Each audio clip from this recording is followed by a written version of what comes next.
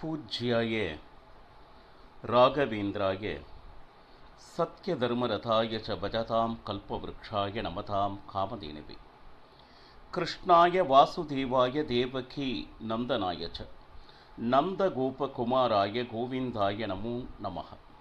ஐந்தாவது வேதம் என்று போற்றப்படும் மகாபாரதம் பார்த்து வருகிறோம். இப்போ 18வது நாள் யுத்தம் நடந்து கொண்டிருக்கிறது. மதிய நேரத்தில் தர்மராஜன் சல்யனை கொன்றார். சக்தி ஆயுதத்தை பிரயோகப்படுத்தி நான் இதுவரை தர்ம மார்க்கத்தில் நடந்திருப்பது உண்மையானால் இந்த ஆயுதம் சல்யனை கொல்ல வேண்டும் என்று தர்மராஜன் பிரதிஜை செய்தான். அது படியே சல்யன் மாண்டான். இப்போ பார்த்தோம்னா எல்லோருமே துரியோதனன் யாரையெல்லாம் நம்பிக்கொண்டிருந்தானோ அத்தனை பேரும் யுத்த களத்தில் மாண்டனர். இதுதான் தக்க சமயம் என குடுகுடு என்று ஓடி துவைபாயன சரோவரத்தில் மறைந்து கொண்டான் துரியோதனன். அப்போ அந்த வழியாக வந்த சாத்தகி உடம்பெல்லாம் ரத்தம்.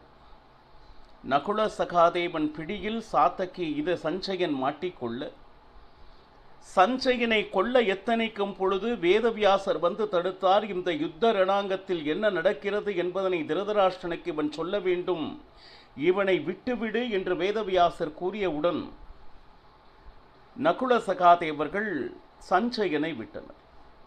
அந்த சிபிரத்தை நோக்கி வந்து கொண்டிருந்த பொழுது துரியோதனனை கண்டான் சஞ்சயன். துரியோதனனுக்கு மட்டற்ற மகிழ்ச்சி, நீ ஒருவனாவது பிழைத்து கொண்டாயே அப்படி சொல்லிட்டு, அப்போ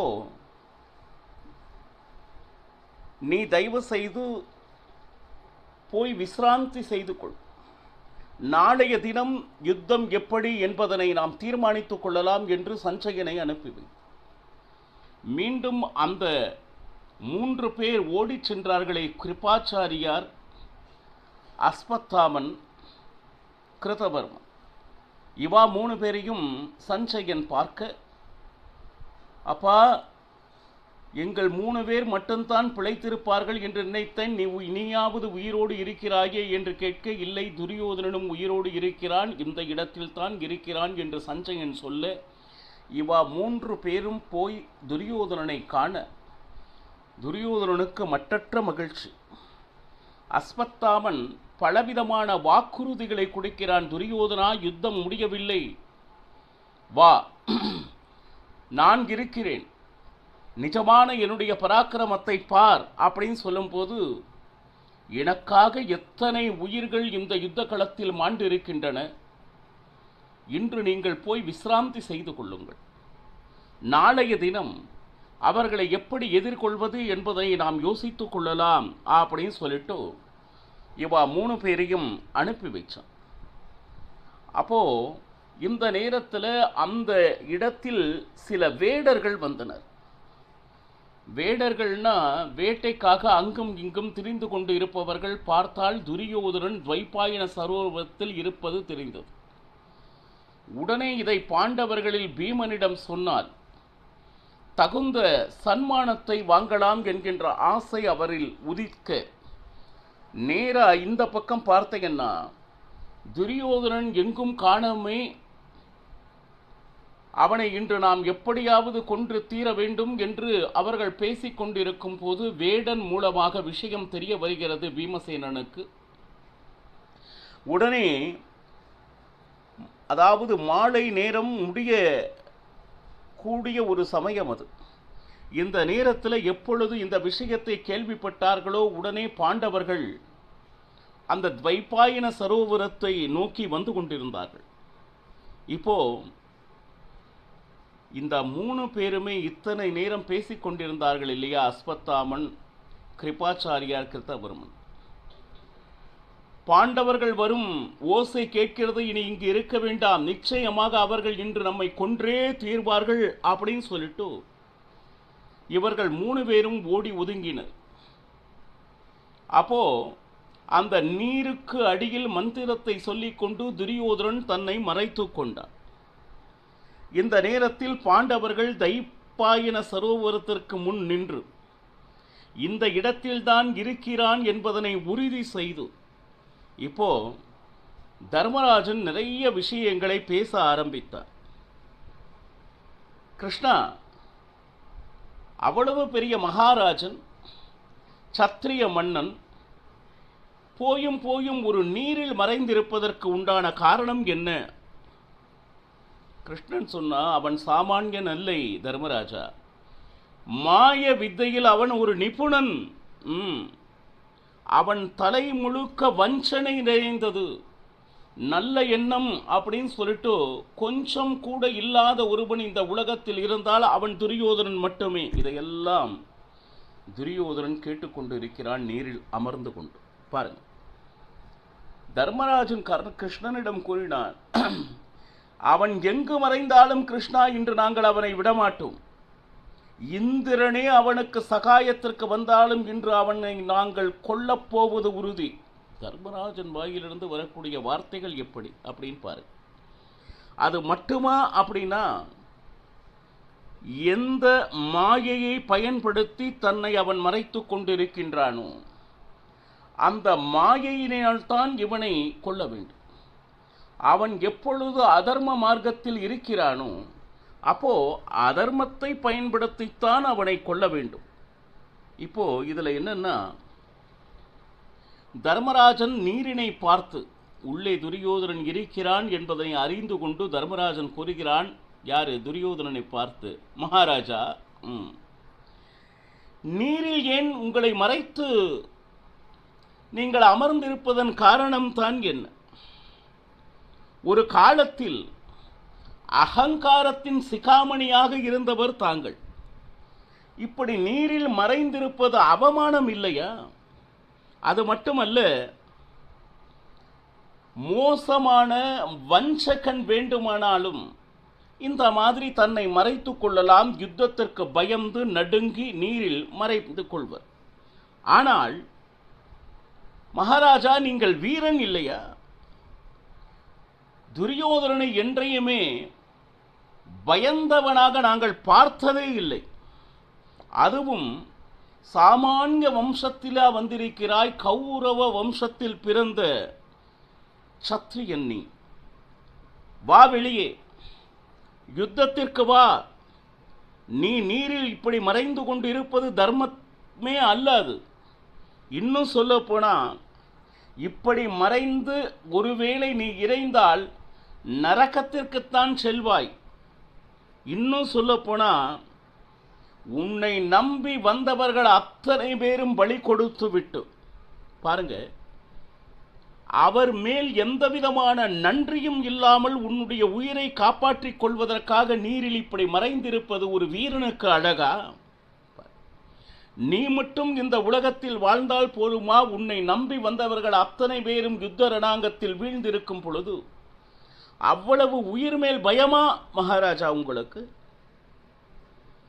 உன்னுடைய சொந்தக்காரர்கள், உன்னை நம்பி வந்தவர்கள் வஞ்சகத்தினால், உன்னுடைய அதர்மத்தினால், உன்னுடைய அகங்காரத்தினால் கொன்றவன் நீயே மகாராஜா. அது மட்டுமா அப்படின்னா, உனக்கு யாரெல்லாம் துணை நின்ற அதர்மத்தை உபதேசம் செய்து கொண்டிருந்தார்களோ, சகுனி, துச்சாசனன், கர்ணன், நீங்கள் எல்லாம் சேர்ந்து எவ்வளவு அதர்மங்களை, எவ்வளவு பாபங்களை செய்தீர்கள் என்பதை நீங்கள் மறந்து விட்டீர்களா மகாராஜா?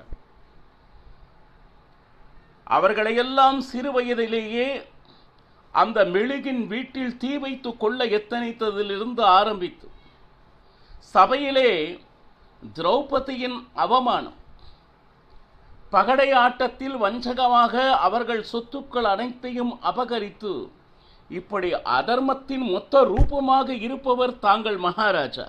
நீங்கள் இதையெல்லாம் நீங்கள் மறந்தாலும் நாங்கள் நிச்சயமாக மறக்க மாட்டோம். ஆம், உங்களுடைய பராக்கிரமம் எங்கு போனது? நீரில் மறைந்து கொள்வதுதான் உங்களுடைய பராக்கிரமா அல்லது உங்களது வீரமா? வெளியே வாருங்கள், வந்து எங்களை ஜெயித்து ராஜ்ய பரிபாலனம் செய்யுங்கள். இல்லை என்றால் எங்களோடு போராடி தோற்று வீர சொர்க்கத்தை அடைவதுதான் சத்திரிய தர்மம். இது உங்களுக்கு தெரியாதா மகாராஜா? எப்போ இவ்வளவு தூரம் தர்மராஜன் பேசிக்கொண்டிருந்தானோ துரியோதனால் அந்த வார்த்தைகளை தாக்கு பிடிக்க முடியவில்லை. இந்த கதையை சஞ்சயன் சொல்லிக் கொண்டிருக்கிறான். திருதராஷ்டிரன் பிறந்ததிலிருந்து யார் ஒருவர் ஒரே ஒரு வார்த்தை சொன்னாலும் அதை சகித்து கொள்ள மாட்டான் என்னுடைய மகன். தர்மராஜன் பல மணி நேரமாக அவனை சாடு சாடு என்று சாடிக்கொண்டிருக்கிறான். இதையெல்லாம் எப்படி என்னுடைய பையன் தாங்கிக் கொண்டிருக்கிறான் என்று திருதராஷ்டிரனுக்கு மிகப்பெரிய ஆச்சரியம் சஞ்சயன் முன்னாள். இதையெல்லாம் கேட்டுக்கொண்டிருந்த துரியோதனன் இனியும் அந்த வார்த்தைகளை கேட்க சகிக்காது நீரிலிருந்து எழுந்தான். துரியோதனன் எழுந்து என்ன செய்தான் பாருங்க. நான் நிச்சயமாக தர்மராஜா பயத்தினால் நீருக்குள் இருக்கவில்லை. இன்னும் சொல்ல போனா என்னுடைய ரதம், என்னுடைய குதிரை, என்னுடைய சாரதி, அது மட்டுமல்ல என் உடன் இருந்தவர்கள் அத்தனை பேரும் இறந்து விட்டார்கள். அப்போ நாம் கொஞ்சம் ஓய்வெடுத்துக் கொண்டு இருக்கிறேன், விசிராந்தி. அப்போ நான் இப்பொழுது ஓய்வு எடுத்துக் கொண்டிருக்கிறேனோ அதே போல் நீங்களும் போய் ஓய்வெடுங்கள். நாளைய தினம் நிச்சயமாக நாம் இருவரும் போரிடலாம் என்று துரியோதனன் கூறினார். ஆனால் மாறாக எனக்கு உயிர் மேல் பயம் அப்படின்னு மட்டும் நீங்க நினைச்சிட வேண்டாம். இன்னும் சொல்ல போனா நீங்கெல்லாம் ரொம்ப சோர்வாக இருக்கிறீர்கள். யாரு? துரியோதனன் சொல்றான். நீங்கெல்லாம் மிகவும் சோர்வாக இருக்கிறீர்கள். நாளை நிச்சயம் நாம் யுத்தம் செய்யலாம் அப்படின்னா தர்மராஜன் உடனே இதை கேட்டுக்கொண்டு எங்களுக்கு எந்த விதமான சோர்வும் இல்லை துரியோதனா, நாம் இப்பொழுதே இந்த க்ஷணத்திலே யுத்தத்திற்கு தயாராக இருக்கிறோம். ஆனா துரியோதனன் இப்ப சொல்றான், யாருக்காக யுத்தம் செய்ய வேண்டும் தர்மராஜா? அத்தனை பேரும் நாம் யுத்தத்தில் ஜெயித்தால் கொண்டாடி மகிழக்கூடிய யாருமே இன்று உயிரோடு இல்லை. எல்லோருமே இறந்த பூமி இது. இன்னும் சொல்ல போனா அனைவரையும் இழந்த பூமியினுடைய ராஜனாக இருந்து அதில் என்ன சுவாரஸ்யம் இருக்க போகிறது? இன்னும் சொல்ல போனா இந்த பூமிக்கு நான் ராஜனாக இருந்து இந்த பூமி எனக்கு வேண்டாம். இன்னும் சொல்ல போனா உங்களோடு போர் புரிவதற்கு எந்த விதமான பயமும் இல்லை. அனைத்தையும் இழந்த, சேவகர்களை இழந்த, யானை குதிரை காலாட்படைகளை இழந்து, செல்வங்களை இழந்த இந்த ராஜ்யம் எனக்கு தேவையில்லை. நான் எந்த விதமான கொண்டாட்டத்துக்கும் வாய்ப்பில்லை என்ற பொழுது இந்த ராஜ்யத்தை நீ எடுத்துக்கொள் தர்மராஜா. பாருங்க, ஒரு காலத்தில் பகவான் கிருஷ்ணனே தூதுவனாக வந்து சென்று 5 கிராமங்களையாவது கடைசியாக இறைஞ்சி கேட்ட போதும் கூட அதனை மறுத்த துரியோதனன் இன்று இந்த ராஜ்யத்தை எடுத்துக்கொள் அப்படின்னு சொல்ற. அப்ப கூட பாண்டவர்கள் மேல் உள்ள பாசத்தினால் அனைவரையும் இழந்தோம் என்று சொல்லிக் கொண்டிருக்கிறானே தவிர தன்னுடைய உறவுகளான பாண்டவர்கள் இருக்கிறார்கள், நாம் அனைவரும் சேர்ந்து இந்த ராஜ்யத்தை ஆள்வோம் என்று ஒருமித்த அந்த ஆசை என்றுமே துரியோதனன் மனதில் எழவில்லை. அந்த பாண்டவர்கள் மேல் இருக்கின்ற அந்த துவேஷத்தில் கிஞ்சித்தும் குறையவில்லை அவனுக்கு. இன்னும் சொல்ல போனா இங்கு பூமி மட்டும்தான் இருக்கிறது தர்மராஜா, ஆனா அந்த பூமியில் யாரும் இல்லை. வாழ்ந்தால் வீரனாக வாழ வேண்டும் தர்மராஜா. நான் இனிமேல் இந்த பூமியில் இந்த ராஜ்யத்தில் எனக்கு இருப்பதற்கு கொஞ்சம் கூட விருப்பம் இல்லை. சரி, நான் காட்டுக்கு செல்கிறேன், நீங்கள் இந்த ராஜ்யத்தை எடுத்துக்கொள்ளுங்கள், நீனே ராஜ்ய பரிபாலனம் செய் அப்படின்னு. பாருங்க, ஒரு காலத்தில் பாண்டவர்களை வனவாசத்திற்கு அனுப்பியவன் துரியோதனன் இன்று தானாக தன்னிடத்தே தன்னகத்தே நம்பியவர்கள் யாரும் இல்லை என்கின்ற ஒரு நிலை வரும் பொழுது இந்த ராஜ்யம் எனக்கு வேண்டாம், நான் காட்டிற்கு செல்கிறேன் அப்படின்னா உள்ளூர் அவனுக்கு பயம். இதுதான் உண்மை. ஆனால் அதை மறைத்து வார்த்தைகளை பிரயோகப்படுத்தி கொண்டு இருக்கிறான். இந்த பூமி உன்னுடையதே தர்மராஜா, எந்த விதமான துக்கமும் வேண்டாம்.